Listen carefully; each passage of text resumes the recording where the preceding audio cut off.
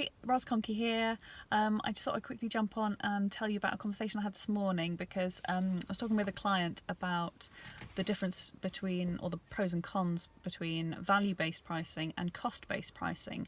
They're currently using a cost for their time, so they have a day rate and they charge their clients based on how long they think a project will take. And we were talking about whether they should consider a value-based pricing model where they charge based on the value that it brings to their clients. And one of them asked what I meant by value-based pricing. So I told them a story which I thought I'd share with you because it's really well illustrates what I mean by value-based pricing.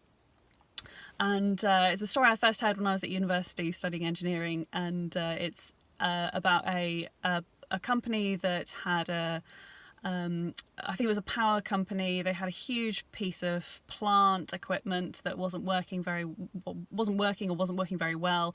They were losing thousands of pounds a day because this kit wasn't doing what it was supposed to be doing, and they were really struggling to get it working again. So they called in an expert who walked around the plant for about an hour or two, not saying anything, just looking and listening. And as he walked around, he didn't say anything, so he didn't give anything away. And then after a while, he took out a piece of chalk, walked over to one component on the piece of kit and marked it with a little X. And he said, "That's where your problem is. That's the piece. That's if you replace that component there, then it'll all work as it's supposed to." And so he put in his bill for £10,000, and the company came back to him and said, "Oh, that's a bit more than we were expecting for 2 hours of your time. Could you break down the costs of your invoice, please?"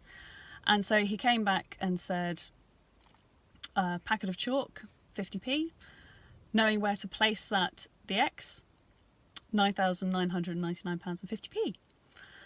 And that's exactly what value-based pricing is. It's what is the value of the knowledge of the service or the product that you're delivering. That guy knew that the company was losing thousands of pounds a day. He knew that the alternative to getting his expertise was replacing this really expensive, probably hundreds of thousands of pounds worth of kit. And so he knew that billing them for £10,000 was actually really good value for money for them. So for them trying to justify that cost, he knew that it would be easy for them to justify a £10,000 invoice for the value that they got for him. So that's value-based pricing.